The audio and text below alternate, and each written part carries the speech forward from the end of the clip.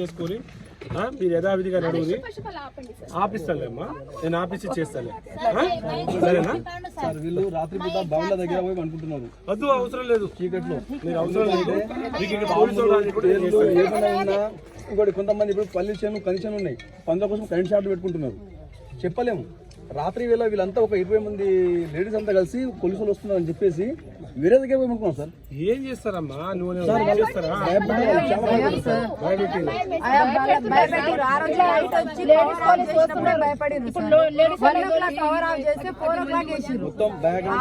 Night ఏం జరిగిందో కూడా తెలియదు అసలు. ఆ నైట్ పవర్ ఆఫ్ చేసి ఇప్పుడు మాకు ఇంతగానో కలెక్టర్ సార్ ఒప్పుకున్నారు కదా, మమ్మల్ని కొట్టలేరని కలెక్టర్ సార్ ఒప్పుకున్నారు. కేసులు పెట్టిరు. సరే మేము ఉన్నాం. ఆఫ్టర్నూన్ గొడవ అయిపోయింది. ఆఫ్టర్నూన్ అప్పుడే రావచ్చు కదా మా విలేజ్.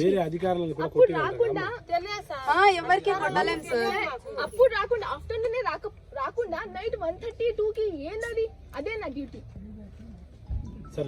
ఆదుకోవాల్సిన వాళ్ళే ఇలా చెప్పిన ఇలా వచ్చినప్పుడు మేము ఇంకేమైపోవాలి సార్? బిక్కు బిక్కుమంటూ బతకాల్సి వస్తుంది. సరిగ్గా తింటలేరు మనుషులు. ఎవరు మీ పనులు మీరు చేసుకొని